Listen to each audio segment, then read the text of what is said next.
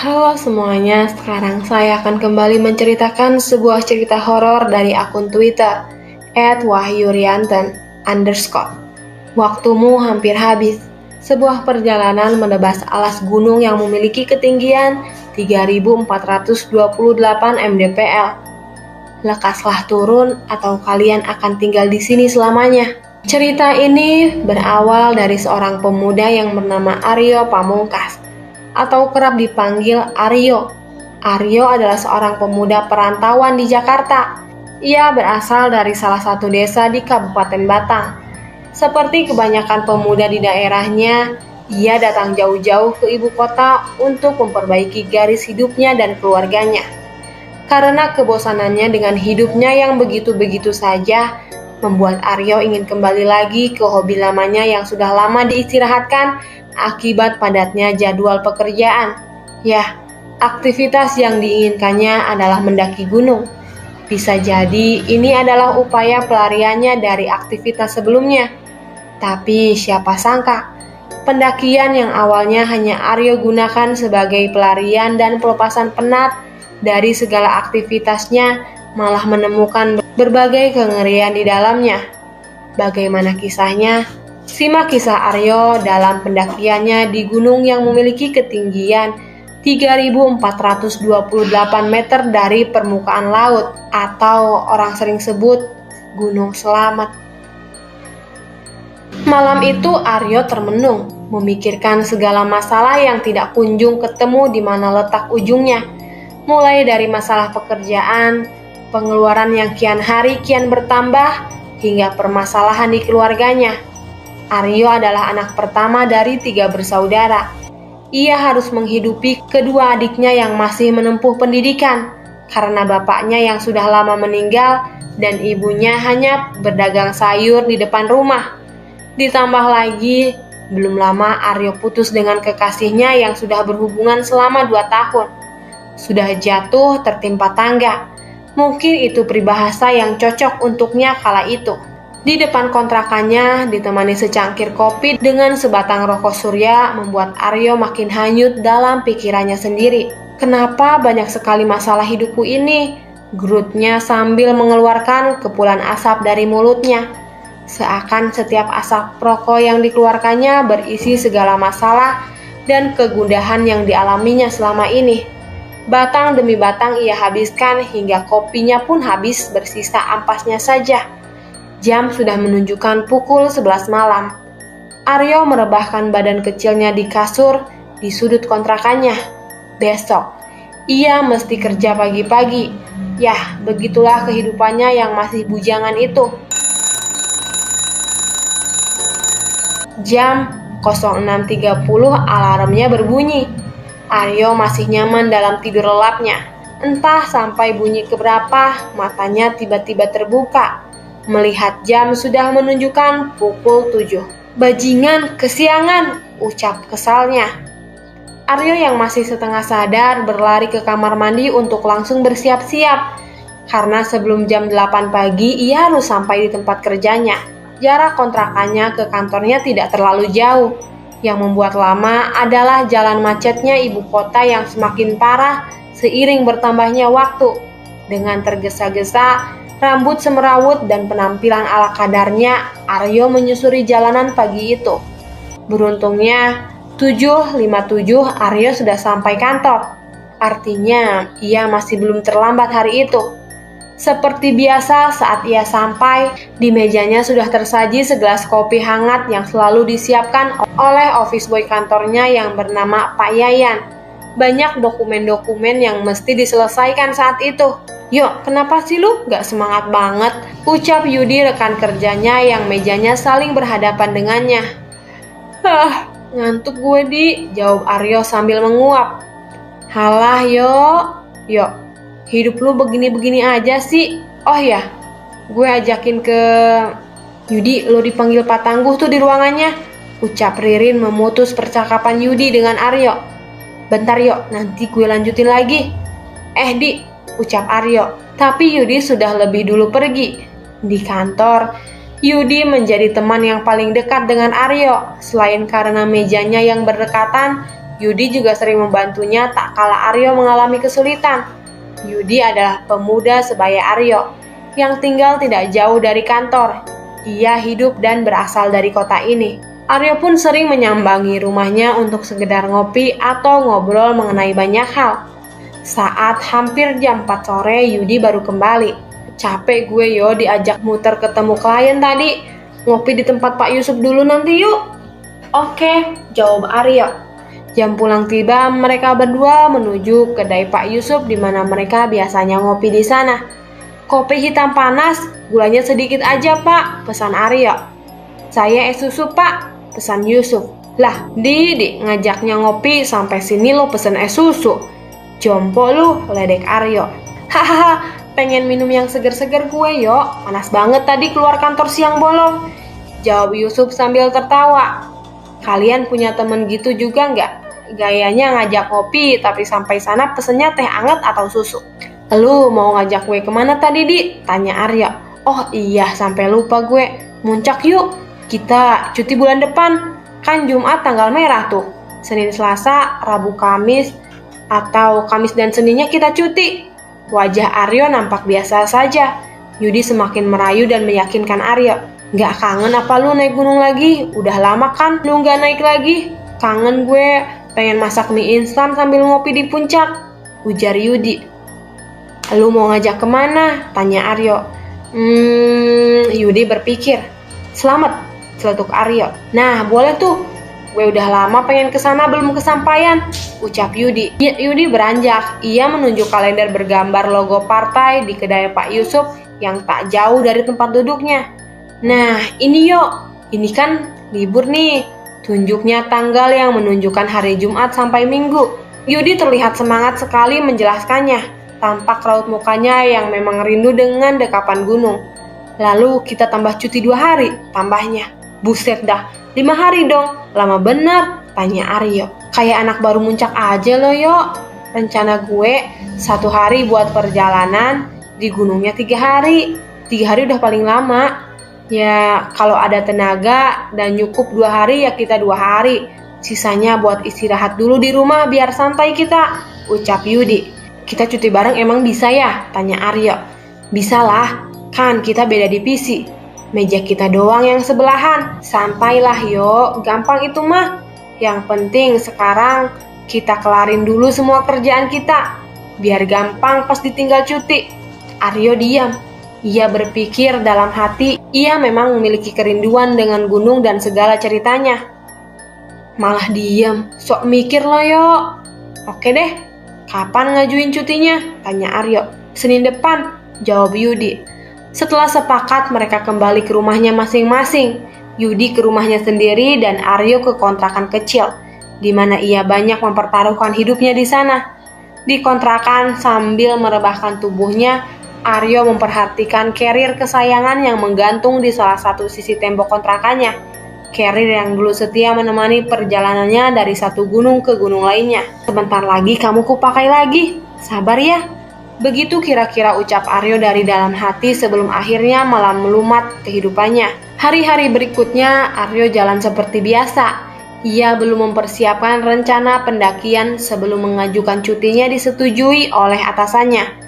Singkat cerita, pengajuan cuti Aryo dan Yudi disetujui. Mereka berdua cuti di hari Kamis dan Senin. Sehari sebelum dan sesudah tanggal merah, jaraknya 3 minggu dari tanggal keberangkatan mereka. Mulai dari sini, mereka berdua mulai mempersiapkan segalanya. Alat, informasi, serta fisik yang harus prima saat hari pendakian. Mengingat tujuan mereka adalah gunung yang memiliki ketinggian tertinggi di Jawa Tengah. Setiap minggu sepulangnya dari kantor, paling tidak 2 atau 3 kali Aryo dan Yudi pemanasan mempersiapkan fisiknya. Mulai dari olahraga ringan hingga jogging keliling komplek kontrakan Aryo. Persiapan demi persiapan mereka lakukan. Hingga 2 hari menjelang keberangkatan, Aryo yang tengah santai di depan kontrakannya sambil scrolling Facebook, melihat postingan seorang bernama Rahmat di grup yang ia ikuti. Cari barengan ke Gunung Slamet, berangkat Kamis minggu ini dari Bekasi 2 orang. Gayung bersambut, Aryo yang merasa masih perlu teman perjalanan Tanpa pikir panjang langsung menghubunginya melalui pesan singkat di Facebook. "Bang, saya mau ke Slamet nih. Saya udah 2 orang dari Jakarta, berangkat Kamis juga. Bareng aja kita," ucap Aryo dalam pesannya. Sambil menunggu balasannya, Aryo menelepon Yudi memberitahu jika akan ada kawan lagi yang berangkat mendaki bersamanya. Gue di Facebook nemu orang cari barengan naik Slamet hari Kamis. Ada 2 orang. Kita gabungan aja ya sama mereka, biar kita nggak berdua aja, ucap Aryo tanpa basa-basi. "Serius? Gas lah," jawab Yudi setuju. Tak lama dari percakapan mereka, Rahmat yang dihubungi Aryo membalas pesannya. Singkatnya, melalui Aryo, mereka berempat sepakat untuk berangkat bareng dan ketemu di stasiun Pasar Senen Kamis pagi.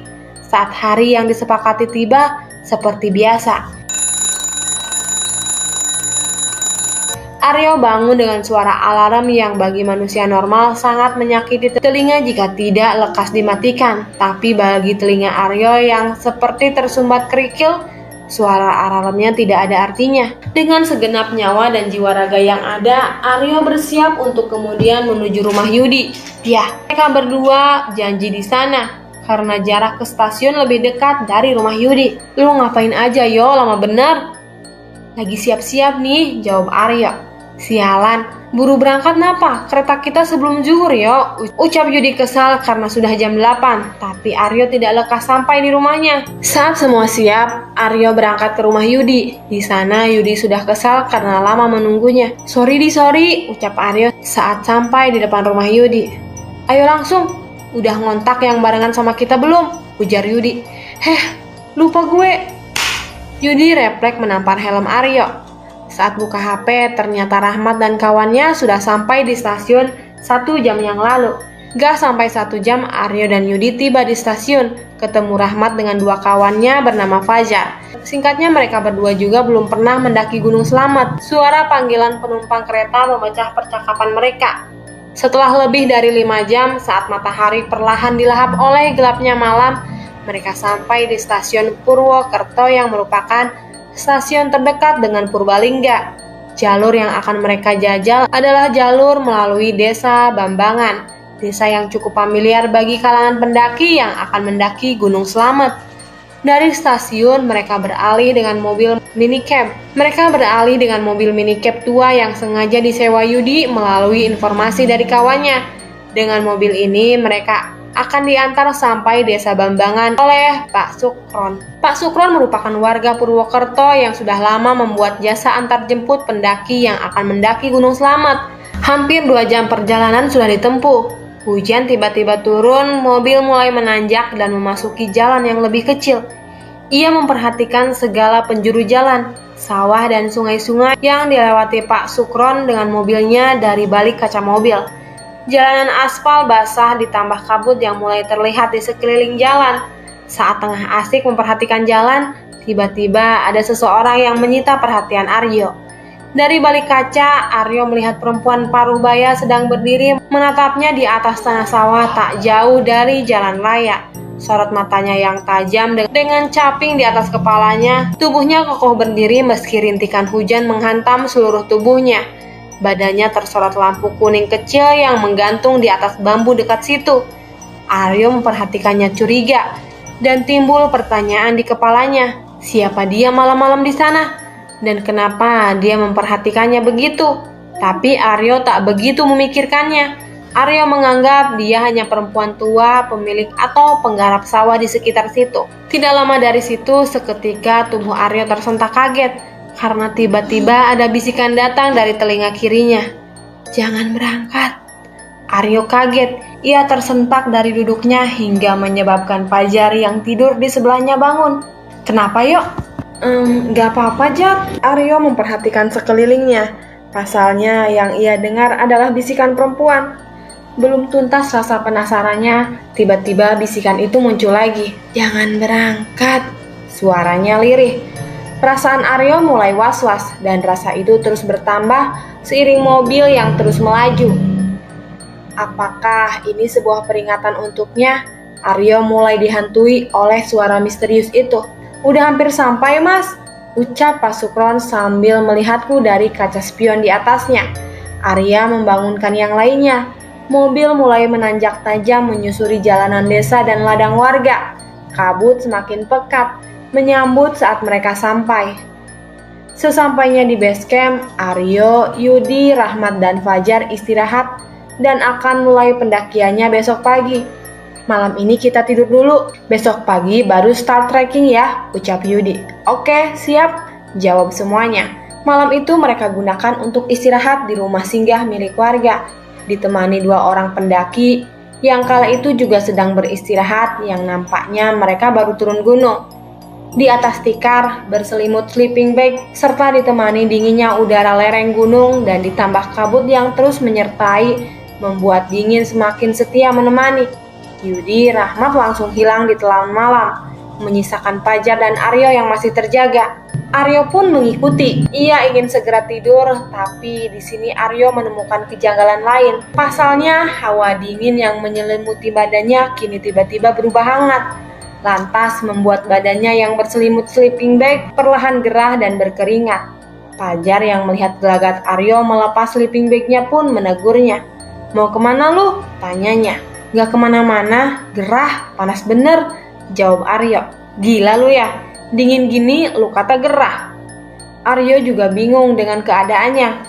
Beberapa menit berselang, Fajar menyusul Rahmat dan Yudi yang sudah tidur duluan.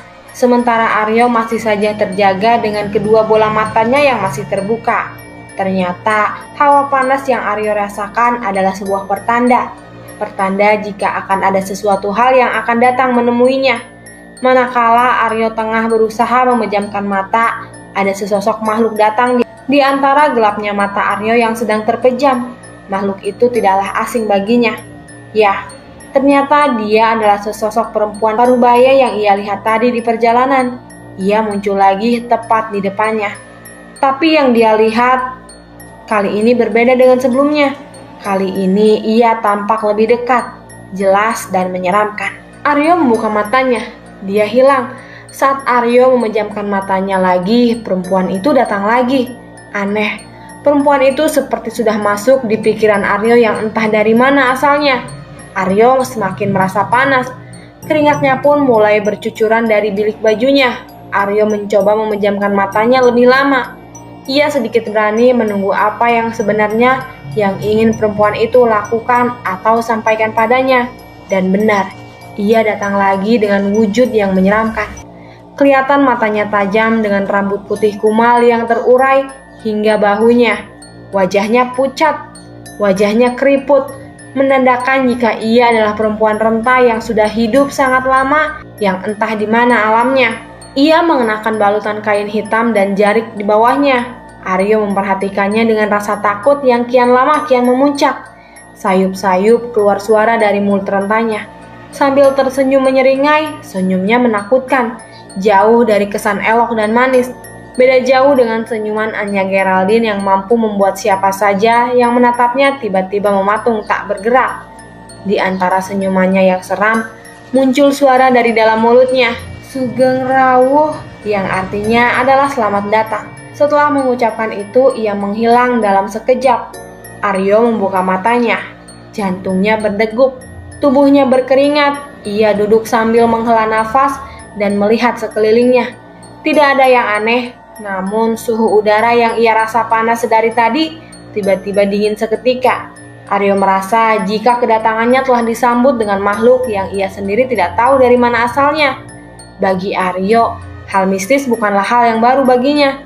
Karena dulu singkatnya ia pernah kerasukan saat tengah berkemah di sekolahnya dan yang merasukinya terus mengikutinya hingga berminggu-minggu lamanya. Hal itu membuat Aryo peka terhadap keberadaan mereka yang tak kasat mata hingga sekarang. Paginya, setelah mempersiapkan segala sesuatunya termasuk simaksi dan logistik pendakian, mereka berempat mulai pendakian. Pendakian yang awalnya memiliki tujuan melepas penat dari padatnya hiruk-pikuk dan bisingnya perkotaan, malah berubah menjadi pendakian menakutkan yang selalu membekas di ingatan mereka hingga sekarang. Jarum jam menunjukkan pukul 10 pagi saat langkah mereka mulai bergerak. Sudah ada 2 rombongan pendaki yang berjalan sebelum mereka. Kala itu memang karena kebetulan atau karena apa, pendakian tidak seramai biasanya. Bismillahirrohmanirrohim. Perjalanan dimulai. Selamat datang Gunung Slamet, kami datang. Waktumu hampir habis bagian kedua. Melanggar petuah. Jangan ke sana jika gelap sudah datang, atau kamu akan rasakan akibatnya. Nanti sore kita mulai ya. Petualangan Aryo dengan ketiga temannya, Yudi, Rahmat, dan Fajar berlanjut. Kicauan burung, terik matahari, dan hembusan angin menyambut kedatangan mereka berempat. Di awal perjalanan ini, Rahmat berada paling depan, disambung Fajar, Yudi, dan Aryo berada di belakang. Jalanan masih landai di awal pendakian. Ladang penduduk yang masih asri pun tak luput dari pandangan mereka. Sesekali Aryo memperhatikan gadis-gadis desa Tulen yang sedang ikut berkebun orang tuanya. Wajahnya lugu dan masih bersih dari hiasan make up membuat Aryo kagum memandanginya. Cantik banget, ucap Aryo pelan. Salah satu di antara gadis itu tersenyum melihat Aryo. Nampaknya ia menyadari jika ada yang memperhatikannya. Aryo salah tingkah melihatnya. Hati-hati mas, ucap gadis itu. Iya mbak, jawab Aryo sambil tersenyum lebar di wajahnya. Keramahan warga lereng gunung memang tidak ada duanya. 2 jam perjalanan mereka tempuh dengan lancar. Sampai akhirnya sayup-sayup Aryo mendengar suara alunan gamelan yang entah dari mana asalnya. Saat itu ia menganggap jika suara gamelan itu berasal dari perkampungan warga di bawah. Namun lambat laun suara itu semakin jelas seiring langkahnya yang kian naik. Sambil tetap berjalan, Aryo mulai memperhatikan dan menelisik di setiap sisi hutan yang bisa ia lihat. Aryo melihat ketiga temannya di depan. Sepertinya mereka tidak mendengarnya. Di bawah lagi ada acara ya? Tanya Rahmat.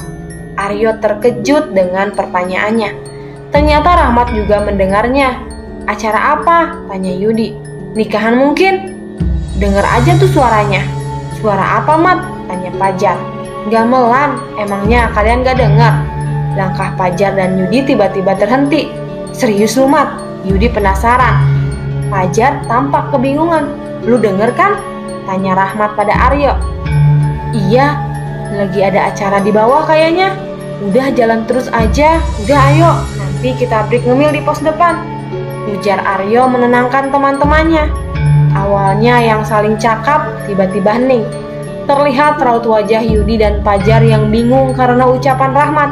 Jalanan terjal dan berliku menyambut langkah mereka, hingga sampailah di jalanan sedikit lapang yang cukup untuk mereka beristirahat. Suara alunan gamelan itu masih terdengar di telinga Aryo. Suaranya kencang, seperti sedang ada pagelaran seni di sekitaran sini. Aryo melihat Rahmat dan memberi isyarat kepadanya. Rahmat yang menyadarinya pun hanya diam dan berusaha memalingkan perhatiannya dari suara itu. Kata orang-orang dulu, kalau mendengar suara gamelan di hutan, itu pertanda buruk. Celutuk Yudi tiba-tiba, yang entah dari mana teorinya itu.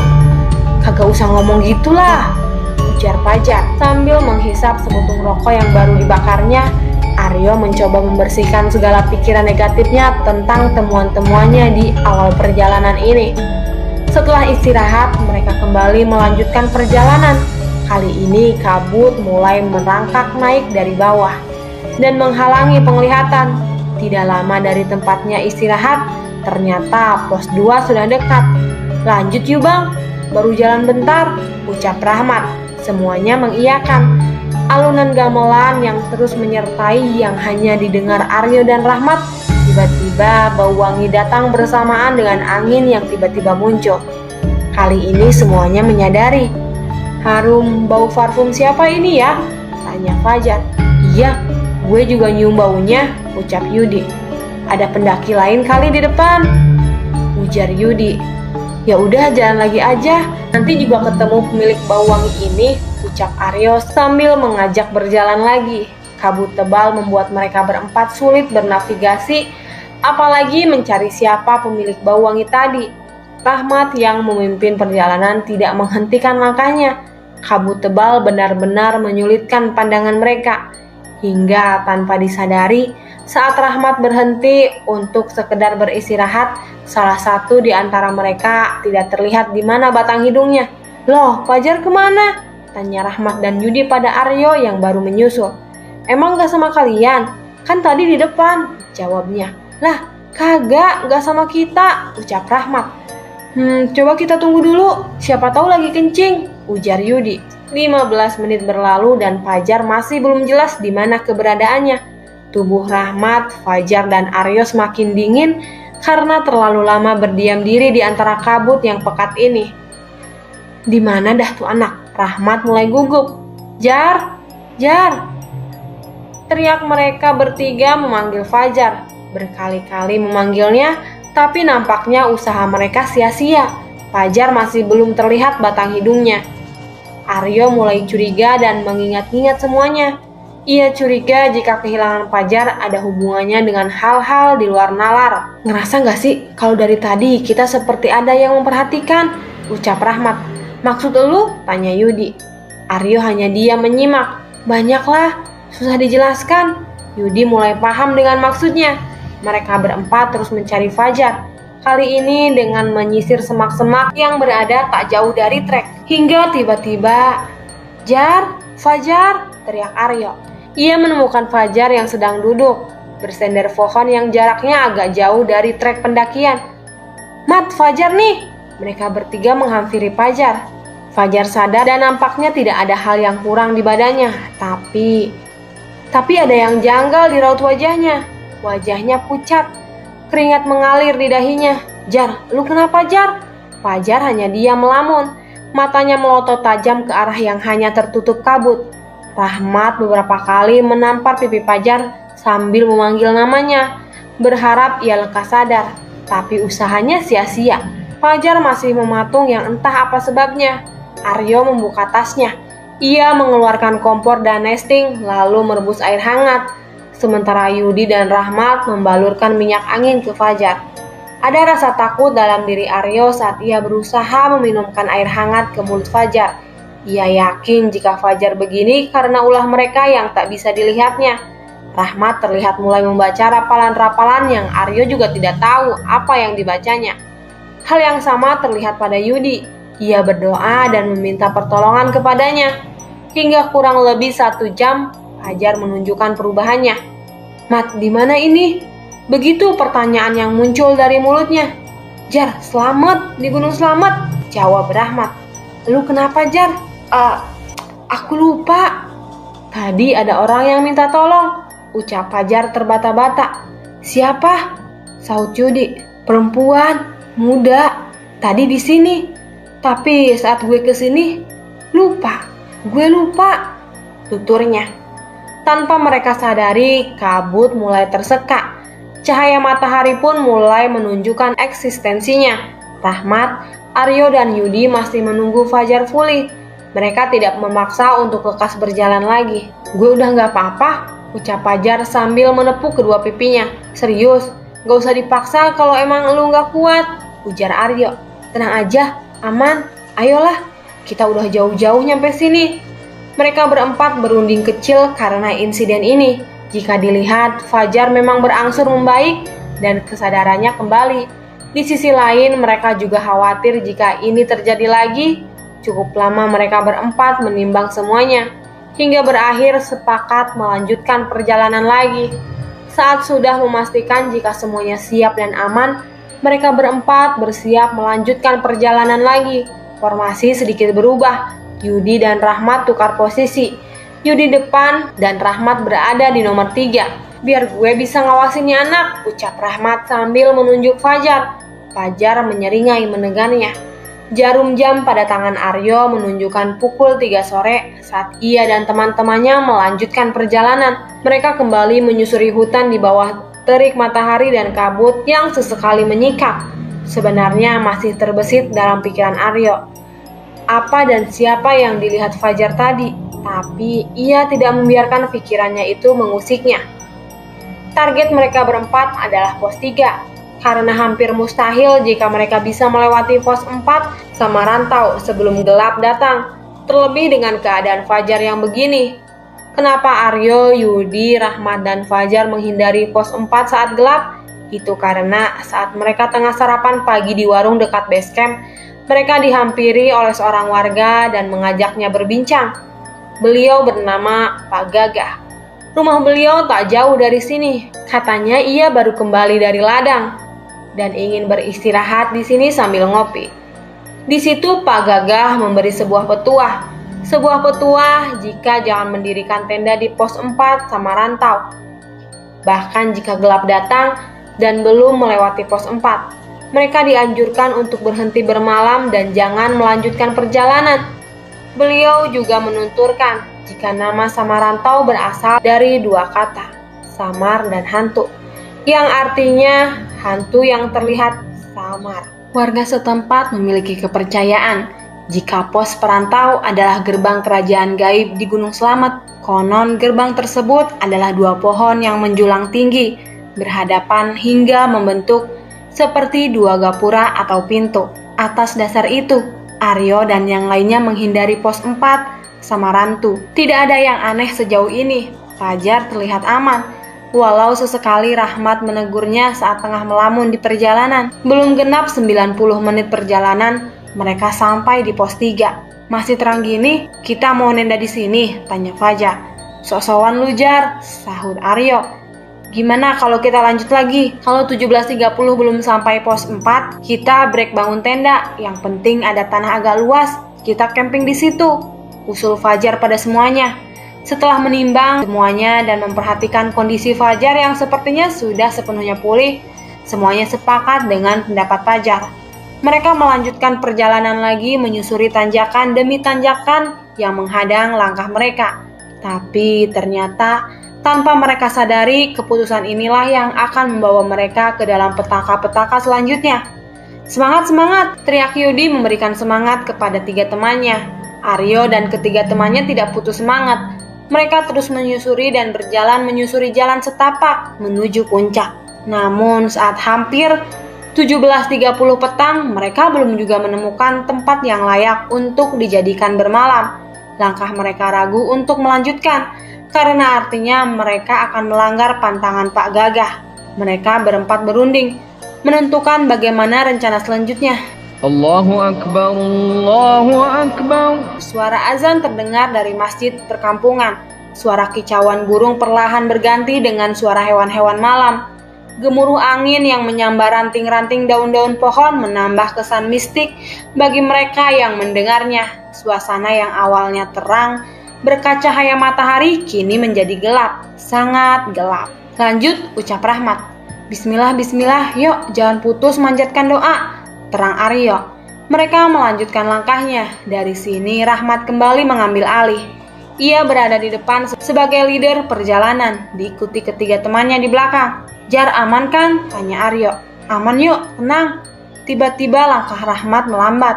Langkahnya tergopoh-gopoh, sangat kelelahan. Lu kenapa, Mat? Tanya Fajar. Capek aja, jawabnya. Semuanya terlihat aman, hingga tiba-tiba Aryo melihat hal aneh pada Rahmat. Di antara gelapnya malam yang hanya dibantu cahaya lampu, Aryo terkejut dengan sosok anak-anak ukuran balita dengan rambut jarang-jarang sedang bergelantungan di keri Rahmat. Kulitnya tersayat-sayat penuh darah, badannya terkatung-katung mengikuti langkah Rahmat. Mat, aman? Tanya Aryo. Walaupun ia tahu sebenarnya apa yang menimpanya. Capek, berat banget kerir gue tiba-tiba. Aryo bingung. Bagaimana caranya ia bisa memberitahu Rahmat jika ada sosok anak-anak sedang ikut dengannya di kerirnya? Ia bingung bagaimana memberitahunya tanpa diketahui Fajar dan Yudi. Aryo memiliki pikiran, ia ingin melemparnya. Aryo mengambil ranting kayu yang ia temukan di dekatnya, kemudian dilemparkannya ke arah sosok anak-anak itu. Napa sih lo yo? Tegur Yudi yang mengetahui Aryo melempar Rahmat. Aryo melemparkan beberapa kali. Bukannya terusir, yang ada Rahmat malah emosi kepadanya. Kenapa sih yo? Tanya Rahmat kesal. Gak apa-apa, iseng, jawab Aryo sambil tertawa kecil. Tapi yang terjadi malah membuat Aryo takut. Sosok anak-anak tersebut menoleh ke arahnya. Aryo takut. Bulu kuduknya meremang seketika. Pasalnya walau badannya seperti anak-anak, tapi wajahnya terlihat tua. Ia menyeringai dengan darah yang mengalir dari mulutnya. Aryo tidak asing dengan makhluk yang ia lihat dengan mata kepalanya ini. Tapi siapa? Makhluk apa? Aryo berusaha mengingatnya. Hobbit, ya, tidak salah lagi. Bentuk dan wajahnya mirip hobbit makhluk kerdil yang ada di film Harry Potter. Bingung dan takut berkecamuk jadi satu dalam benak Aryo. Tidak berhenti di situ, Aryo baru saja menyadari jika sosok yang sama terlihat datang lebih banyak lagi, mengikuti perjalanannya di kanan dan kiri jalan. Bahkan beberapa mengganggu langkah kaki Yudi. Beberapa kali menyebabkan Yudi tersandung. Menurutnya itu disebabkan oleh terjalnya jalan atau salahnya saat menginjak tanah atau bebatuan. Tapi tidak. Mereka yang membuatmu tersandung, Dil, ucap Aryo dalam hati. Aryo semakin takut melihatnya. Kakinya gemetar, keringat dingin mulai ia rasakan. Segerombolan makhluk kerdil itu terus mengiringi perjalanannya, tapi hanya Aryo yang melihatnya. Ia menahan rasa takutnya sendirian. Ingin sekali rasanya ia berteriak, tapi lagi-lagi keberanian menahannya. Ia hanya mampu berdoa dan bermunajat kepadanya agar apa yang mengelilinginya sekarang sirna. Bismillah, aku berani, tidak ada yang lebih tinggi dari Allah. Bismillah, aku bisa, ucap Aryo dalam hati. Bagaimana bisa aku menemukan hal seperti ini di sini? Aryo masih belum menerima jika ia harus dihadapkan dengan hal-hal seperti ini. Seberapa kuat Aryo, rasa takut tetap datang menyelimuti otak dan perasaannya. Aryo kesal dan takut. Lagi-lagi ia hanya bisa memendam rasa takutnya sendirian.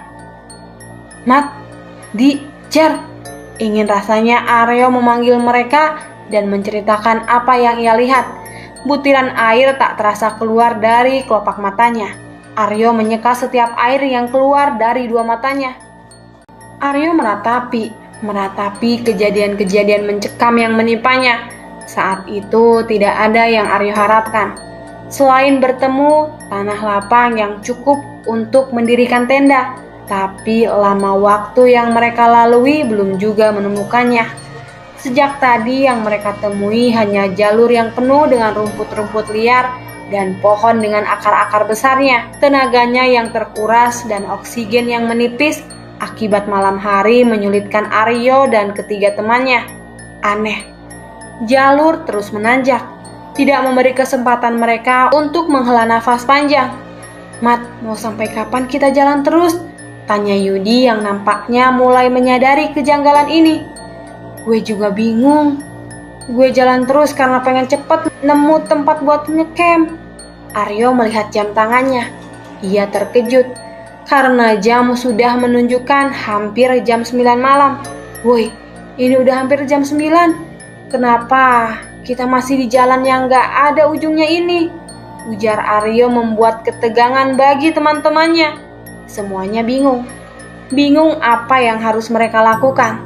Aryo takut jika memandang Rahmat, karena sosok yang ia sebut hobbit masih menempel di carrier-nya. Lu kenapa sih, Yo? Rahmat menyadarinya. Ia curiga dengan tingkah Aryo. Aryo menghampiri dan berbisik pada Rahmat. Ada setan di carrier-mu. Tukas Aryo yang membuat Rahmat tersentak dan langsung melepas carrier di punggungnya. Dengan wajah tegang, Rahmat berlari sedikit menjauh. Kenapa? Fajar dan Yudi bersautan bertanya melihat Rahmat dan Aryo yang nampak ketakutan di antara kegelapan. Gue kira tadi ada ular. Rahmat dan Aryo masih mencoba menyembunyikannya. Mereka berdua berusaha tegar. Jalan lagi, ajak Rahmat yang kembali meneteng carrier-nya. Aryo memberinya isyarat jika carrier-nya sudah aman. Tapi sosok anak-anak itu masih di sekeliling mereka, memperhatikan dari balik semak-semak dan pepohonan. Mereka berempat kembali melangkah menyusuri malam. Aneh, kemana sebenarnya arah langkah ini?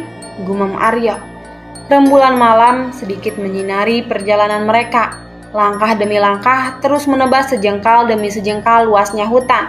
Suara napas mereka berempat bergantian bersahutan mengiringi perjalanan. Masing-masing di antara mereka terlihat semakin kelelahan.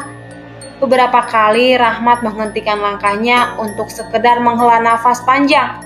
Rahmat melihat wajah teman-temannya. Tak sedikit pun senyum terlukis di wajah mereka. Sebenarnya kita lagi jalan kemana sih? Yudi bingung. Gue gak tahu, jawab Rahmat.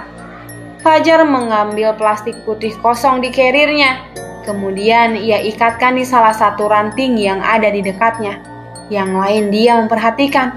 Sebagai tanda, kalau kita nanti jalan lagi dan ketemu plastik putih ini, tandanya kita hanya diputar-putarkan saja dari tadi, ujar Fajar. Setelah lelahnya sedikit hilang, mereka kembali berjalan. Rahmat memperhatikan plastik putih yang diikat Fajar. Tapi firasat Fajar benar. Setelah 30 menit berjalan, mereka kembali menemukan plastik putih yang diikatkan Fajar tadi. Kita coba jalan lagi, ajak Rahmat. Lagi-lagi mereka menemukan plastik itu lagi. Rahmat kembali mengajak berjalan lagi dan kembali di tempat itu lagi. Jam berapa sekarang, Yo? Tanya Fajar pada Aryo. Aryo melihat jam tangannya. Karena di antara mereka berempat hanya Aryo yang menggunakan jam tangan. Tapi jam gue mati, cetus Aryo. Hah? Kok bisa? Gue juga gak ngerti, Aryo bingung. Jam tangannya mati tiba-tiba. Fajar berusaha merogoh HP di kantong celananya.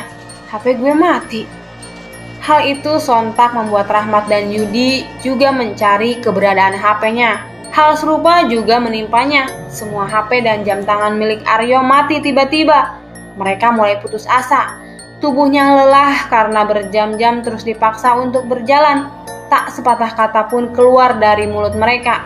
Semuanya dia meratapi kemalangan yang sedang menimpa mereka. Kemalangan segerombol pemuda yang tersesat di hutan belantara Gunung Slamet. Di tengah kerisauan, Aryo melihat kerlap-kerlip cahaya di kejauhan. Ia memastikannya berkali-kali. Takutnya yang ia lihat hanya fata morgana belaka. Tapi pandangannya tidak berubah. Ia yakin jika yang dilihatnya bukanlah fata morgananya saja. Lihat gak? Itu banyak lampu, ujar Aryo. Iya, alhamdulillah kita selamat.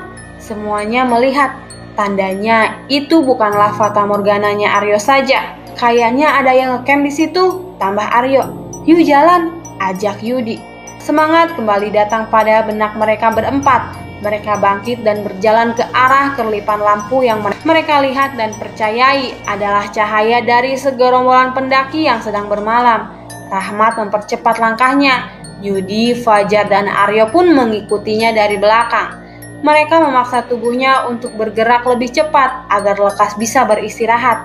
Awalnya tidak ada keraguan dan penuh semangat tak kala mereka menghampirinya. Tapi saat hampir tiba, yang mereka lihat justru membuat rasa semangatnya sirna tiba-tiba. Rasa takut yang tadi hilang seketika datang lagi. Semuanya saling melihat satu sama lain, seakan tidak percaya dengan apa yang mereka lihat. Pasalnya yang ada di depannya bukanlah tenda-tenda atau perapian milik pendaki, melainkan sebuah perkampungan. Sebuah perkampungan lengkap dengan penduduknya. Rahmat seketika menghentikan langkahnya. Yang ia lihat bukan seperti yang ia bayangkan. Yang awalnya mereka kira adalah area camp, nyatanya adalah sebuah perkampungan dengan rumah-rumah dan penduduk yang lalu lalang di dalamnya. Pukul gue, ucap Rahmat. Ia berharap jika apa yang dilihatnya hanyalah halusinasinya saja. Balik lagi yuk, bisik Aryo pelan. Aryo membalikkan badannya, melangkah pelan-pelan menjauh, diikuti Fajar, Yudi, dan Rahmat. Aryo berjalan pelan menjauhi dari perkampungan itu, dengan harapan semoga tidak ada penduduk di sana yang menyadari kedatangan mereka. Agak jauh, Aryo membawa teman-temannya. Saat dirasa aman, Aryo meletakkan tas carrier-nya. Gak bener ini, apa salah kita sampai dibuat begini? Semuanya diam, bingung, takut. Di antara heningnya malam itu, seorang lelaki tua berjalan ke arah mereka. Ia datang dari arah perkampungan yang mereka hampiri tadi. Hah, siapa itu? Cetus Fajar yang menyadari kedatangannya dari kejauhan. Mereka sedikit menjauhkan carrier dan area duduk dari jalan yang mereka lewati, agar tidak terlihat dari pandangan lelaki tua itu. Lelaki tua itu berjalan yakin meski tanpa membawa bantuan cahaya sekalipun. Langkahnya tepat, meski banyak semak belukar di hadapannya. Siapakah dia? Apa dia penguasa hutan ini? Ya Allah, aku takut, ucap Yudi yang bisa didengar semuanya. Mereka semua takut dan tidak tahu akan berbuat apa. Badan seperti dikunci hingga tidak bisa bergerak walau hanya sejengkal. Aryo bingung dan takut bercampur jadi satu. Keringat sejagung-jagung mengalir deras di balik kaosnya yang sudah lusuh dan berubah warna akibat seharian menyusuri hutan. Mereka berempat hanya bisa duduk sambil menundukkan kepalanya, berharap agar sosok lelaki tua itu cepat hilang dan tidak menyadari keberadaan mereka. Tapi lelaki tua itu semakin lama semakin mendekat. Semakin dekat, semakin dekat. Suara langkahnya yang menyapu daun-daun kering terdengar semakin jelas. Tak kalah langkahnya semakin mendekat. Tiba-tiba, sebuah suara muncul di telinga mereka. "Kalian siapa, Nak? Kalian dari mana? Mau apa ke sini? Mau cari apa di sini?" Pertanyaan lelaki tua itu dengan kedua matanya yang menatap Aryo dan ketiga temannya. Aryo melirik ketiga temannya. Tak satu pun berani menatapnya. "Nak," ucap lelaki tua itu lagi. Yudi menatap Aryo. "Yuk, dia ngomong apa? Gue gak ngerti. Lu yang bisa bahasa Jawa di sini," ucap Aryo sambil berbisik pelan. Aryo terbata-bata.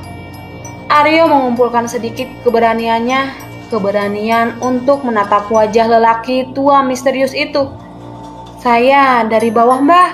Mau mendaki dengan teman saya," jawab Aryo menunduk. Matanya hanya menatap lelaki tua itu. Kaki yang hanya mengenakan sandal yang terbuat dari kayu dan beberapa serat pohon yang mengikat di kakinya. "Kok bisa sampai sini?" tanya lelaki tua itu lagi. "Tidak tahu. Saya dan teman saya juga tidak tahu bisa sampai di sini. Saya tersesat, Mbah." Lelaki tua itu tertawa mendengar ucapan Aryo. Suaranya besar, mengisi keheningan malam itu. "Ikut aku. Yang kamu lihat tadi itu kampungku," tutur lelaki tua itu, bingung. Itu yang dirasakan Aryo saat itu. "Tidak, Mbah. Saya di sini saja," jawab Aryo terbata-bata. "Tidak apa-apa, Nak. Sudah, ikut saya. Mampir dulu di tempatku. Kalian tidak akan kenapa-kenapa. Tidak perlu khawatir," ucap lelaki tua itu suara lembut. Aryo diam sebentar, kemudian menghembuskan nafas panjang, lalu menegakkan kepalanya.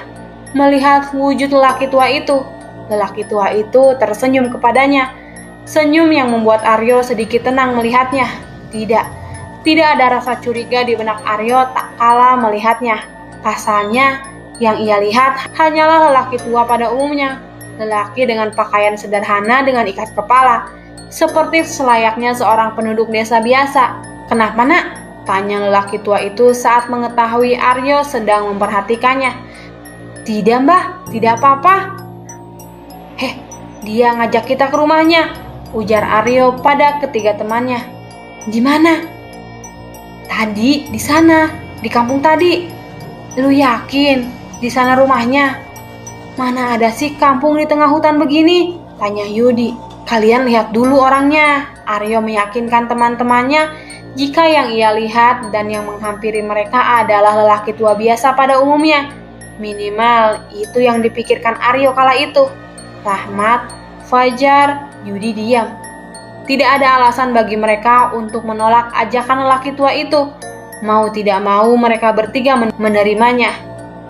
"Panggil saja Mbah," ucap Aryo pada teman-temannya saat hendak berjalan. Aryo memimpin perjalanan mereka berempat. Dia berada paling depan, berada tepat di samping lelaki tua itu. "Namaku Mbah." "Nak, aku orang sini," ujar Mbah tersebut. Saya tidak bisa menyebutkan atau menyamarkan nama lelaki tua tersebut. Aryo dan ketiga temannya berjalan mengikuti Mbah, melewati tapal batas kampung yang sempat mereka lihat tadi. Tapal batas yang terbuat dari bambu yang sudah mulai lapuk dan membentuk seperti sebuah gapura di kanan kirinya. Aryo tertegun melihat keadaan kampung tersebut. Bagaimana tidak? Perkampungan yang ia lihat adalah perkampungan tradisional masa lalu, sebuah perkampungan yang biasa ia lihat di layar kaca televisi. Rumah-rumah berjejer dengan atap berbentuk joglo saling berhadapan. Beberapa bahkan seperti gubuk-gubuk dengan daun-daun rumbia di atapnya. Di tepi jalan dan di depan hampir semua rumahnya pun terdapat obor yang menyala untuk menerangi. Obor yang berjejer sepanjang jalan yang ada di kampung ini. Warganya pun demikian.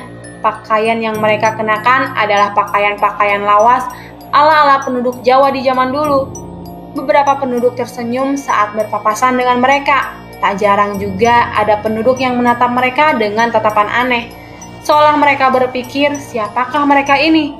Segerombolan makhluk yang datang kemari dengan penampilan tak lazim seperti penduduk di sana. Tapi ada hal aneh yang membuat Aryo penasaran.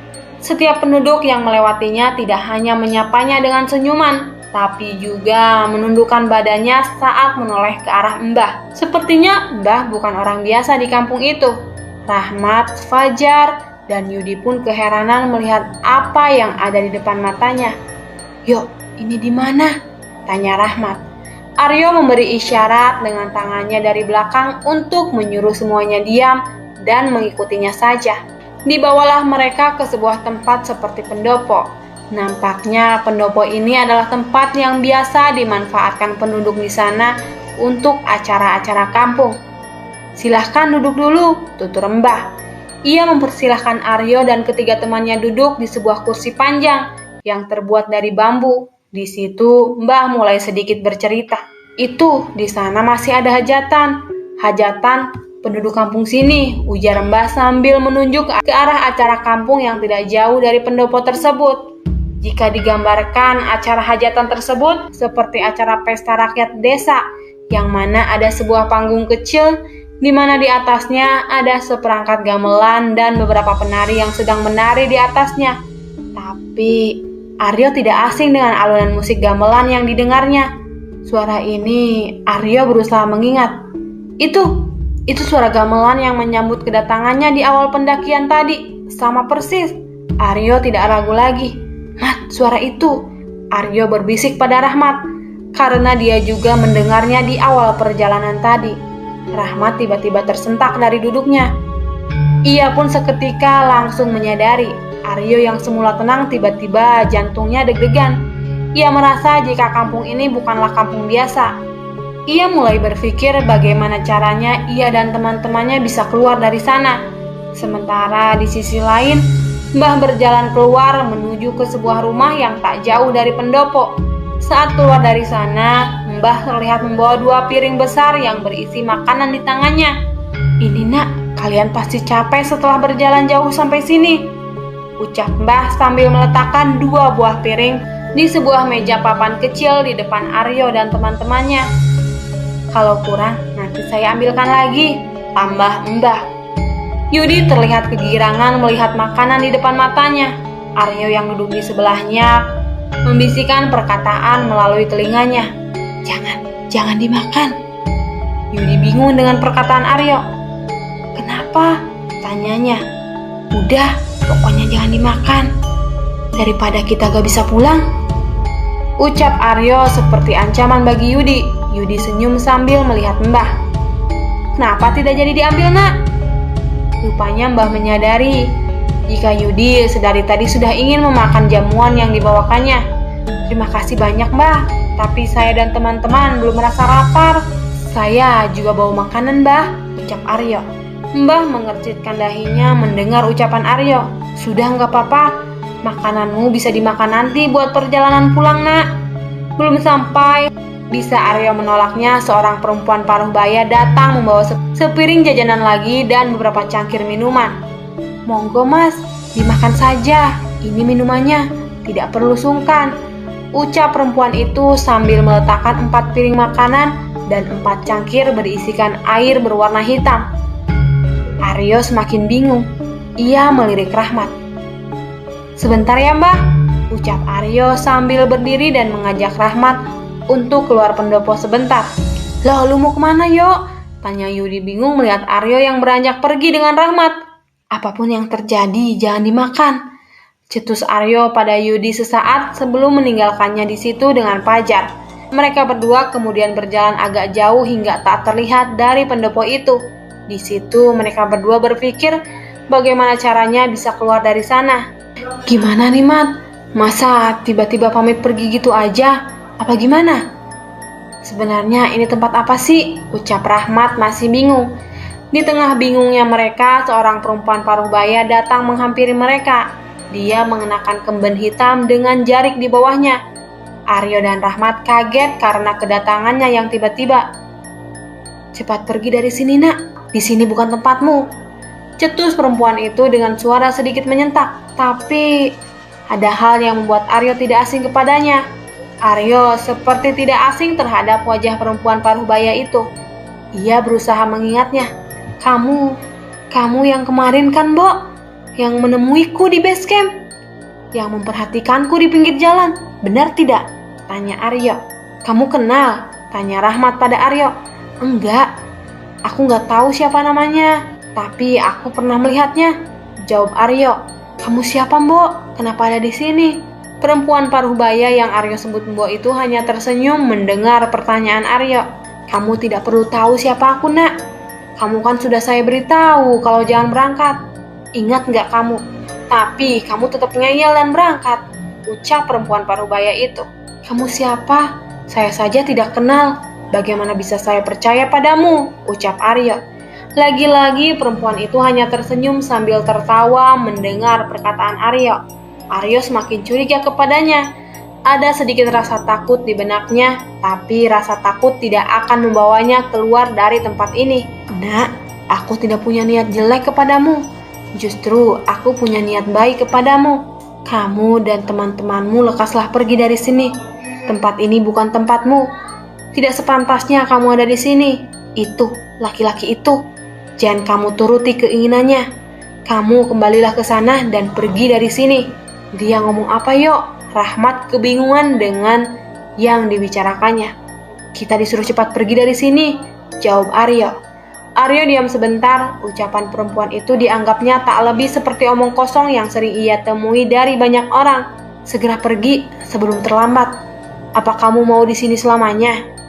"Di sini selamanya?" Ucapan perempuan itu kali ini membuat Aryo khawatir. Sebenarnya siapa orang ini? Pikir Aryo dalam hati. "Yuk, pergi aja dari sini. Tempat ini gak aman buat kita," ujar Rahmat. Benar kata Rahmat. Benar atau tidak ucapan perempuan itu, aku dengan yang lainnya memang harus cepat keluar dari sini.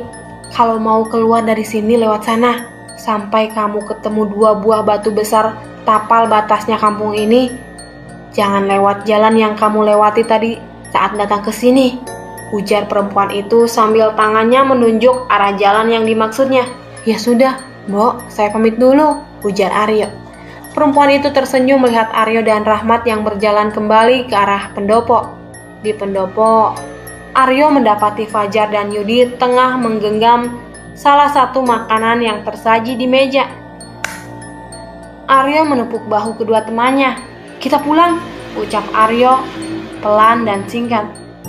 Tapi ucapannya itu ternyata didengar oleh Mbah. "Pulang? Kamu mau pulang kemana toh, Nak? Di sini saja." "Tidak, Mbah. Saya dan teman-teman pulang saja." Mbah kemudian berjalan menghampiri Aryo. Ia merangkul pundak Aryo. Aryo sedikit gemetar. Tangan Mbah dingin dirasakannya. "Tidak, Mbah. Matur nuwun. Saya pulang saja." Aryo berpamitan pada Mbah. Walau terlihat sinis, Aryo tidak memperdulikannya. "Yuk buruan," ajak Aryo pada ketiga temannya untuk segera pergi dari tempat itu. Tanpa pikir panjang, Aryo menenteng carrier lagi. Dia dan ketiga temannya berjalan keluar pendopo. "Mat, jalan kemana kita?" tanya Aryo pada Rahmat. "Tadi, kata Simboh tadi bagaimana?" ujar Rahmat. Aryo berpikir sebentar, mengingat-ingat perkataan Simbo tadi padanya. Perkataan yang awalnya hanya dianggapnya omong kosong belaka. Sekarang ia coba peruntungannya. "Ke sana," ucap Rahmat sambil melangkahkan kakinya ke arah yang dimaksud Mbah misterius tadi. Aryo langsung mengambil langkah terdepan sambil berkata, "Ikuti aku. Jangan melangkah kemana-mana selain mengikutiku." Hawa dingin masih terus menyertai mereka. Tatapan mata tajam dari warga kampung terus menyoroti ke arah mereka. Aryo dan yang lainnya hanya bisa menunduk sambil sedikit tersenyum, tak kalah berpapasan dengan warga kampung. Sampai tak terasa langkah mereka tiba tepat di sebuah batu besar yang berdiri kokoh, saling berhadapan di ujung jalan kampung. Langkah Aryo terhenti. Ia bertanya pada Rahmat, "Apa ini yang dimaksud Simbok tadi ya, Mat?" "Mana aku tahu, kan elu yang ngobrol sama dia." "Bismillah, semoga benar," ucap Aryo sambil melanjutkan kembali langkahnya. Mulai sekarang, langkah mereka berempat kembali sampai di tengah hutan. Kok malam ini rasanya panjang banget ya? Ujar Fajar. Halah udah, gak usah dipikir. Yang terpenting kita kudu cepet nemu jalan keluar, ucap Rahmat. Gak jadi ke puncak, tanya Fajar. Kalau malam ini kita belum nemu jalan yang benar, kita fokus buat cari jalan pulang, kata Rahmat pada Fajar. Iya bener, gak lucu kalau kita harus terperangkap di sini yang entah sampai kapan kita bisa keluar, ucap Aryo pada semuanya. Yang penting kita bisa pulang dan selamat, tambah Aryo. Jalan setapak yang tak begitu lebar masih jelas saat baru keluar dari tapal batas. Hutan di sini sangat rimbun dan tertutup. Mungkin jika hari sudah terang, cahaya matahari pun susah untuk masuk ke dalamnya. Belum lagi kabut yang sudah menyertai perjalanan mereka. Meski tidak begitu tebal, tapi sudah cukup menyulitkan penglihatan Aryo yang bernavigasi paling depan. Belum lama melangkah memasuki hutan, tiba-tiba suara kurang mengenakan menghampiri mereka.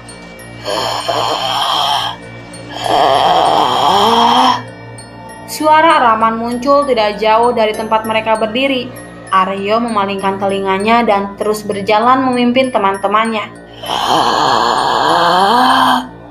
Suara itu muncul lagi semakin jelas. Yo, suara apa itu? Tanya Fajar yang berada di belakangnya. Gak usah takut, jalan terus aja, jangan ada yang berhenti, seru Aryo dengan agak kencang agar semua teman-temannya mendengarnya.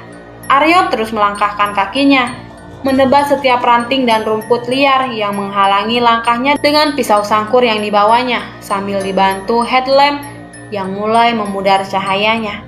Untung saja aku bawa pisau ini, ucap Aryo dalam hati, sambil menggenggam pisau seukuran sangkur di tangannya. Tiba-tiba Aryo berhenti. Semak belukar tinggi menghalangi langkahnya. Ia membabat setiap rumput di hadapannya. Tapi alangkah terkejutnya Aryo, di antara kabut yang masih berada di sekitarnya ada sebuah bayangan besar menyambutnya di balik semak-semak itu. Bayangan yang memiliki ketinggian lebih dari 2 kali lipat tinggi badannya, lengkap dengan 2 tangan dan 2 kaki di tubuhnya. Matanya yang merah menyala sangat jelas sedang memperhatikan keberadaan Aryo dan teman-temannya. Bayangan apa itu? Manusia apa hewan yang sebesar itu? Tapi matanya yang hanya mengandalkan headlamp di kepalanya tidak terlalu jelas menangkapnya. Seketika Aryo memalingkan kepalanya dan memundurkan langkahnya. Fajar yang menyadarinya pun bertanya, "Kenapa lu yo?" Tiba-tiba Rahmat melangkahkan kakinya ke depan, menemani Aryo yang sedang membuka jalan. Apapun yang terjadi, kita nggak usah takut. Sudahlah, kita harus tetap berikhtiar daripada harus mati di hutan ini. Mau kalian mati di sini? Ucap Aryo. Suaranya kencang memenuhi setiap sudut hutan. Fajar dan Yudi bingung melihat tingkah kedua temannya. Hal mistis memang bukanlah hal yang baru bagi Aryo, tapi berbeda jika ia melihatnya di hutan. Karena disinilah tempat mereka, jauh dari hingar-bingar kota dan manusia. Jika dia salah sedikit saja di sini, bisa-bisa ia akan ikut dibawa mereka ke alamnya. Aryo menampari pipinya berulang kali sambil membisikkan suara di telinga dan hatinya sendiri. Aku harus berani, aku tidak sepele, ucapnya untuk menguatkan batinnya sendiri. Sosok bayangan raksasa itu masih memperhatikan dan mengintai gerak-gerik Aryo dan teman-temannya. Aryo tidak bisa menangkap jelas dengan kedua matanya. Makhluk apa sebenarnya yang memperhatikannya itu karena terhalang kabut. Keberanian Aryo bertambah lagi berkat Rahmat. Ia kembali melangkah dengan sekuat tenaga yang ia punya, menaiki dan menuruni jalan terjal yang tidak ada habisnya. Di tengah jalanan masih terjal dengan kemiringan lebih dari 30 derajat, dengan banyak semak-semak dan pepohonan sekitarnya, tiba-tiba rintikan hujan tiba-tiba datang, menghujani tanah yang mereka pijak. Sangat tidak memungkinkan jika mereka harus mendirikan tenda di sekitaran situ. Situasi sudah sulit, bertambah sulit dengan adanya hujan di sini.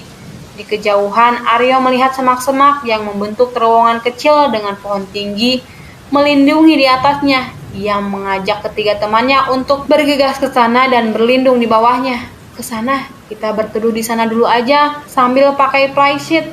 Siapkan flysheet di tas Mudi. Aryo meminta Yudi mengambil flysheet di dalam carrier-nya. Hujan agak deras mengguyur hutan malam itu. Aryo dan ketiga temannya termenung di situ, merenungi bagaimana nasib mereka setelah ini. Waktu berjalan sangat lama kala itu. Entah karena ketakutan yang membuat waktu berjalan lama atau ada hal lain yang menyebabkannya. Ya Tuhan, lindungilah kami berempat dengan segala kekuasaan dan keagungan-Mu. Semua yang ada di alam semesta ini adalah ciptaan-Mu. Dan semua yang terjadi di dunia ini adalah atas kehendak-Mu. Hutan ini, gunung ini, dan segala makhluk yang ada di sini, semuanya milik-Mu, dan Engkau yang menciptakannya ya Tuhan. Maafkan kami sudah menjadi hamba-Mu yang lalai dalam beribadah kepadamu. Maafkan kami ya Tuhan. Maafkan kami jika kami kurang bersyukur dengan segala nikmat yang telah Engkau berikan. Aku berjanji akan menjadi manusia yang lebih baik lagi mulai detik ini. Aku berjanji akan menjadi hamba yang lebih taat lagi dalam beribadah kepadamu. Tuntun kami agar bisa keluar dari hutan ini. Ya Tuhan, berikanlah kami keselamatan. Berikanlah kami kesempatan. Di antara gelap dan rimbunya hutan, di antara hutan yang masih menghantam seluruh tanah di permukaan, Aryo terus bermunajat kepada Sang Penciptanya. Sampai tanpa ia sadari, air mata keluar dari matanya. Menyesali semua dosa yang pernah ia lakukan. Bukankah sebuah kesombongan jika ada manusia yang berharap selamat dari keadaan susah seperti ini tanpa memanjatkan doa kepada Tuhan? Kita berdoa dulu sama-sama, terserah mau bagaimana doamu. Sisipkan keselamatan agar kita bisa keluar dari sini dan bisa pulang dengan selamat, ucap Aryo kepada ketiga temannya. Tak lama hujan reda, seakan ini sebuah pertanda jika Tuhan telah mendengarkan doa Aryo dan ketiga temannya. Ini kita jalan kemana lagi? Tanya Aryo karena dia yang ada di depan. Tidak ada jawaban dari temannya. Ia lihat wajah ketiga temannya pun bingung dengan pertanyaan yang ia lontarkan. Sejak tadi jalan yang mereka lalui naik turun punggungan dan lembahan yang tidak jelas kemana arahnya. Gimana kalau kita naik aja? Gunung kan bentuknya kerucut. Jika kita semakin ke atas, maka akan lebih sempit areanya, dan kita bisa lebih mudah melihat arah jika berada di atas. Usul Rahmat, ke atas. Berarti kita lebih jauh dari arah pulang dong, ucap Yudi. Tapi ya benar juga sih yang lu bilang, tambahnya. Fisik gimana? Aman semua? Tanya Aryo. Masih? Mau gimana lagi juga? Yuk. Masih mau gimana lagi juga, yuk. Daripada kita diem aja di sini, jawab Yudi. Tanpa banyak bicara, Aryo kembali mengambil langkah terdepan, mencari jalan yang kiranya bisa dilalui 4 orang manusia. Lagi-lagi bayangan hitam yang besar itu menyambutnya di depan. Kali ini Aryo dapat melihatnya dengan jelas. Matanya yang merah terus memperhatikannya. Taring tajam yang tumbuh dari dalam mulutnya pun bisa dilihat Aryo dengan jelas. Tubuhnya yang dipenuhi bulu hitam pun semakin meyakinkan Aryo jika sosok yang mengikutinya sedari tadi adalah genderuwo. Tapi kali ini Aryo tetap melanjutkan langkahnya, tak memperdulikan keberadaan genderuwo itu. Aryo pikir dengan tidak memperdulikannya akan membuatnya pergi. Bukannya pergi, genderuwo itu malah berjalan mengikutinya dengan kaki yang besar itu. Gak usah nengok ke belakang, seru Aryo pada teman-temannya. Emang kenapa? Nurut aja, daripada lu semua dibawa setan di sini. Aryo mempercepat langkah, diikuti teman-temannya yang bersusah payah mengimbanginya. Suara napas yang tersengal-sengal selalu mengiringi langkah mereka. Sampai di suatu tanjakan, Aryo kembali menghentikan langkahnya. Di depan banyak sekali dedemit yang menunggunya. Kali ini tidak hanya Aryo atau Rahmat yang menyadari keberadaannya. Untuk pertama kalinya, Fajar dan Yudi melihat dedemit di hutan itu. Dedemit itu muncul dari segala penjuru hutan, dari atas pohon, balik bebatuan, bahkan ada yang tiba-tiba muncul dari dalam tanah. Berbagai wujud pun bisa dilihat Aryo dan teman-temannya dengan mudah. Yang paling seram adalah sosok makhluk yang berbadan dan berkepala manusia, tapi setengah badan ke bawah berwujud kuda. Mungkin bagi banyak orang ini adalah hal yang tak masuk akal. Tapi semua ini benar-benar terjadi dan dialami oleh Aryo dan teman-temannya. Astagfirullah, apa itu? Teriak Yudi. Fajar pun demikian. Ia terlihat berlindung di balik tubuh Aryo. "Kenapa lu, Jar?" tanya Aryo basa-basi. "Itu banyak sekali setan." "Udah dari tadi, Jar. Lu aja yang baru sadar. Udah di sini dulu aja.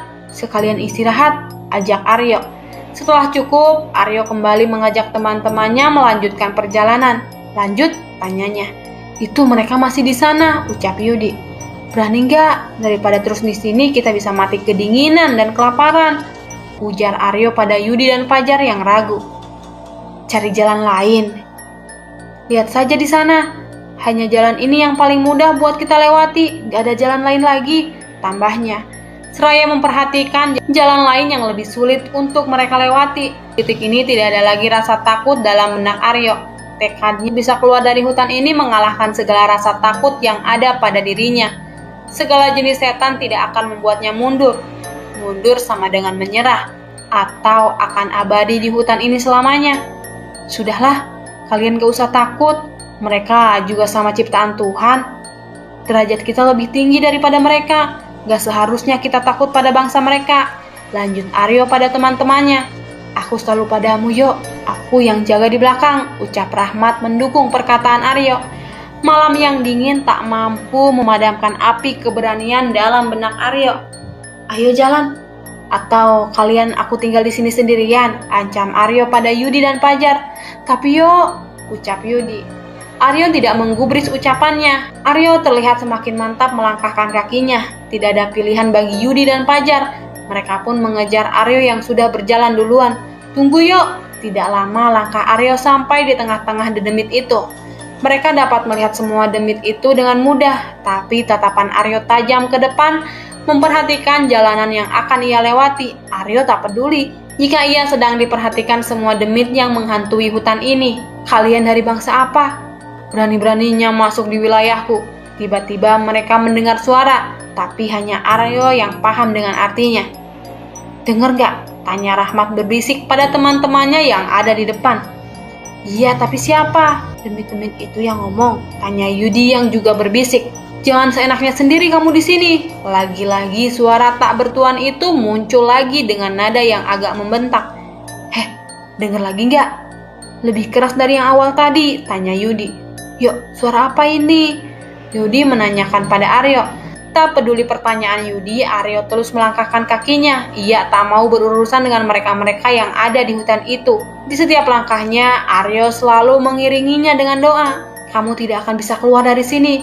Kamu akan hidup di sini dengan bangsaku." Suara misterius itu datang lagi. Aryo menghentikan langkahnya.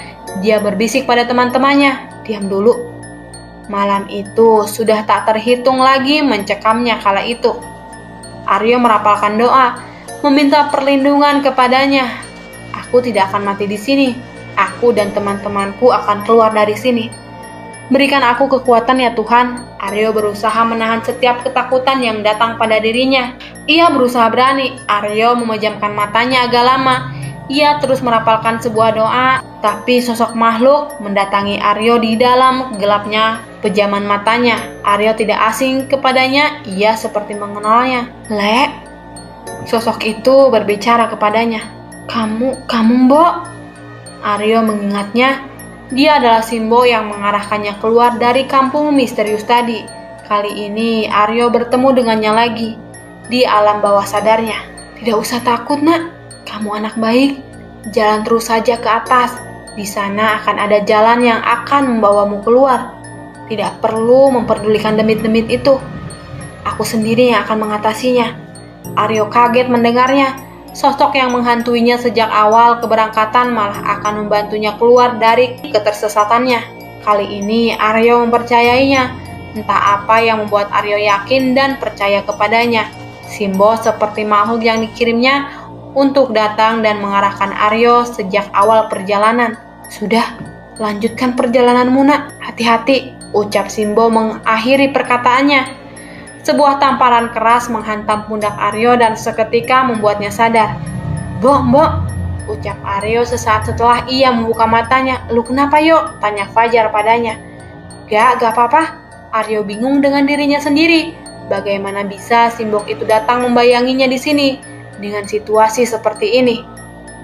Siapa sebenarnya dia? Sebuah pertanyaan yang kembali tidak Aryo temukan jawabannya. Yuk, jalan lagi. Aryo mengajak semuanya berjalan lagi. Ia memperhatikan sekelilingnya, semua demit-demit itu semakin menjauh dari keberadaannya. Cukup lama mereka berjalan menyusuri setiap sisi hutan. Berbagai medan pun sudah mereka jajal hingga sampai di sebuah tempat. Tempat yang sangat terang, cahaya rembulan datang menyinari dari balik ranting dan dedaunan. Akhirnya ada tempat buat kita istirahat, ucap Aryo. Mereka merebahkan tubuhnya, menghela nafas panjang setelah melewati berbagai kejadian-kejadian yang mencekam. Aku udah gak kuat lagi, sebuah kalimat yang keluar dari semua mulut mereka berempat. Singkat cerita, mereka mendirikan tenda di area itu dan tidur di dalamnya. Setelah melewati malam yang panjang, tidak memerlukan waktu yang lama, gelapnya malam langsung melumat kesadaran mereka. Waktu berjalan sangat cepat saat mereka tidur, hingga tiba-tiba ada suara muncul dari luar tenda. Mas, Mas, seseorang memanggil dari luar tenda. Langit sudah sedikit terang saat Aryo membangunkan teman-temannya. Buka aja, jawab Rahmat sesaat setelah membuka matanya. Aryo kemudian membuka resleting tenda, melihat siapa pemilik suara yang memanggilnya dari luar. Mas, ngapain ngecamp di sini? Bahaya, ucap seorang bapak-bapak mengenakan jaket gunung dan kupluk di kepalanya. Bahaya? Enggak, Pak. Kita di tempat aman kok, jawab Aryo. Aman gimana, Thomas? Lihat aja di luar. Belakang tendamu sudah jurang. Aryo terperajat, kantuknya seketika hilang. Ia keluar dari tenda dan melihat keluar tenda. Ia terkejut melihat keadaan di sekitar tendanya. Jantungnya seperti berhenti tiba-tiba. Pasalnya, tempat yang menurutnya aman dan sangat nyaman tadi malam ternyata adalah sebuah area kecil yang langsung menghadap ke jurang yang sangat dalam. Woi, bangun, cepetan bangun. Apa sih, yo? Lu gak tahu badan gue sakit semua, ucap Fajar. Aryo menarik kaki teman-temannya satu persatu hingga mereka bangun. Lu mesti keluar, lihat keluar. Kita di bibir jurang, ucap Aryo membuat Rahmat, Yudi dan Fajar terkejut dan seketika bangun. Keluarlah mereka satu persatu memastikan perkataan Aryo. Bagaimana bisa? Mereka tidak bisa menyangka jika mereka bisa sampai di sini. Semalam kita nggak di sini, Pak, terang Aryo pada bapak-bapak yang membangunkannya. Bapak bagaimana bisa tahu tenda kami? Saya tadi kencing, nggak jauh dari sini. Kemudian lihat tenda mas-masnya. Udah, kita pindahkan dulu tenda kita. Ngobrolnya nanti, ajak Aryo. Pak, nama Bapak siapa? Tanya Aryo di sela-sela saat memindahkan tenda dan bawaannya. Saya Rasiman, Mas, ucapnya sambil membantu Aryo. Saya Aryo, Pak, kami dari Jakarta. Pak Rasiman menuntun mereka ke tempatnya mendirikan tenda. Awalnya mereka melewati sebuah sungai, lalu sedikit berjalan ke atas. Pak Rasiman ngecamp di pos berapa? Tanya Aryo yang masih belum mengetahui di mana sebenarnya posisinya dan teman-temannya. Pos 5, Mas, itu di atas posnya, tambah Pak Rasiman. Mendengar jawaban Pak Rasiman, Aryo melihat raut wajah teman-temannya. Raut wajah mereka seperti orang bingung yang tak tahu arah. Di sana, Aryo melihat beberapa tenda yang berdiri, lengkap dengan para pemiliknya yang akan menuju puncak Gunung Slamet. Pemandangan ini, pemandangan yang ia nanti-nantikan dari semalam. Beberapa pendaki terlihat berada di pelataran tendanya dengan secangkir kopi di tangannya. Alhamdulillah, terima kasih ya Allah. Terima kasih atas segala pertolonganmu. Aryo membendung air matanya yang sudah hampir keluar dari matanya. Aryo bahagia, mereka bahagia. Bahagia karena sudah bertemu lagi dengan manusia. Dari mana, Mas? Salah satu di antara mereka bertanya pada Aryo. Dari bawah, Mas, jawab Aryo sambil sedikit tersenyum melihat mereka. Ini, Mas, tenda saya. Saya berdua di sini sama teman saya. Namanya Pak Agung, terang Pak Rasiman saat sampai di tendanya. Tenda kalian dibangun di sini saja, masih kosong. Tambahnya sambil menunjukkan area kosong di samping tendanya. Aryo pun tidak menolak. Begitupun dengan teman-temannya. Didirikannya lagi tendanya di samping tenda Pak Rasiman. Yuk, ini jam berapa? Kok masih agak terang ini? Tanya Rahmat sedikit bingung. Iya. Refleks Aryo melihat jam tangannya yang sedari tadi mati. Kok jamku hidup? Hah? Lalu ini jam berapa? Tanya Yudi. 6. Ini jam 6. 6 apa? Rahmat yang ragu pun menghampiri Aryo. melihat sendiri jam di tangan Aryo. Rahmat diam mematung. Aryo menyuruh semua teman-temannya duduk dan diam sejenak, menetralkan segala kalut di pikirannya. Maaf Pak, kalau boleh tahu ini jam berapa ya? Jam tangan saya error, tanya Aryo pada Pak Rasiman. Jam 6 sore Mas. Kalau hari Pak? Jumat Mas. Memangnya ada apa kok Mas Aryo tanya begitu? Pak Rasiman berbalik tanya kepadanya. Pasalnya pertanyaan itu terdengar aneh baginya. Gak apa-apa Pak, tanya saja, jawab Aryo sedikit menyeringai. Gak, ini gak benar, gak beres, ucap Rahmat pelan. Fajar dan Yudi pun demikian, mereka semua bingung. Setelah semalaman penuh berputar-putar di dalam hutan, nyatanya mereka hanya berjalan tak lebih 2 jam dari pos 3. Gak ada gunanya kita begini, mending kita makan lalu istirahat, ucap Aryo. Malam itu mereka berunding mengenai apa yang akan mereka lakukan besok. Apakah akan mendaki hingga puncak atau turun saja? Turun aja, ucap Rahmat tiba-tiba. Gue rasa fisik kita udah terkuras semalaman tadi. Semalaman atau hanya 2 jam? Pokoknya setelah semuanya yang menimpa kita, gue rasa sangat berisiko kalau kita ke puncak besok. Puncak memang tujuan, tapi bisa pulang dengan selamat adalah tujuan utama kita saat berpergian, ucap Rahmat. Lu gimana Jar? Tanya Aryo. Gue juga udah capek yuk, jawab Yudi. Kita bisa kesini lain waktu, tambah Fajar. Aryo pun demikian. Walaupun ia sangat ingin berdiri di puncak Gunung Slamet, tapi keselamatannya dan keselamatan teman-temannya adalah yang utama. Saat itu Aryo dan ketiga teman-temannya sepakat untuk turun gunung besok pagi, saat tenaganya sudah sedikit kembali. Besok turunnya kita nunggu ada pendaki turun aja, biar ada temannya, usul Fajar. Nah, sahut Aryo senang dengan usulan Fajar. Malam itu mereka semua beristirahat, merebahkan segala lelah yang menghantui tubuhnya. Aryo menolak ajakan Pak Rasiman untuk mendaki ke puncak dini harinya. Ia mengatakan jika ia akan turun saja. Sempat ia ditanyai kenapa tidak ke puncak, tapi Aryo menutup rapat-rapat alasannya dengan berdalih kalau badannya agak tidak sehat. Paginya cahaya sang surya menghangatkan tenda berukuran 4 orang milik Aryo. Teriknya membangunkan Aryo dan semua teman-temannya dengan sengaja. Pagi itu perut mereka terasa sangat lapar walau semalam sudah makan. Setelah sarapan yang kesiangan dan mengemasi barang-barang, mereka menunggu pendaki yang akan turun ke base camp. Benar saja, tak lama segerombolan pendaki tampak baru sampai di pos 5 setelah dari puncak. Ternyata di antara mereka ada Pak Rasiman dan Pak Agung. Loh Mas, belum turun? Tanya Pak Rasiman. Iya Pak, lagi nunggu ada barengan, jawab Aryo sedikit tertawa. Ya udah kita bareng aja. Saya juga langsung packing. Tadi sudah makan di atas, ucapnya. Aryo dan teman-temannya pun menerima dengan senang ajakan Pak Rasiman. Pagi yang sudah beranjak siang kala itu, Aryo serta teman-temannya turun gunung bersama dengan Pak Rasiman dan Pak Agung. Tampak juga beberapa pendaki yang turun gunung tak jauh berjarak dengan mereka. Tidak sampai sore mereka semua sampai di pos pendakian dan melaporkan pada petugas base camp. Setelahnya ia beristirahat di base camp tempat mereka menginap saat baru sampai kemarin. Di situ Pak Rasiman dan Pak Agung langsung berpamitan pulang. Tak lupa Aryo mengucapkan banyak terima kasih pada mereka berdua, karena berkat mereka Aryo dan teman-temannya bisa kembali ke alam yang sebenarnya, alam manusia. Malam itu mereka gunakan untuk bersih-bersih dan beristirahat. Bahagia, benar-benar bahagia, karena mereka bisa sampai di base camp lagi dengan selamat. Pagi datang. Kali ini Yudi bangun duluan. Bangun woi, ayo kita pulang, teriak Yudi membangunkan yang lainnya. Sebelum pulang, mereka sempatkan mandi dan mengisi perut yang masih saja terasa perih. Setelahnya, Yudi menghubungi Pak Sukron, memintanya mengantarkan lagi ke stasiun Purwokerto. Gimana Mas perjalanannya? Tanya Pak Sukron sesaat setelah mereka naik di mobilnya. Aman Pak, tapi kami nggak sampai puncak. Loh, kenapa? Agak kurang sehat Pak. Walah, ya sudah, nggak apa-apa. Kapan-kapan kesini lagi, nanti Bapak antar lagi, ucap Pak Sukron. Saat perjalanan pulang, tak sedikit pun dari mereka membahas soal kejadian-kejadian pendakian kemarin sebelum sampai di rumah masing-masing.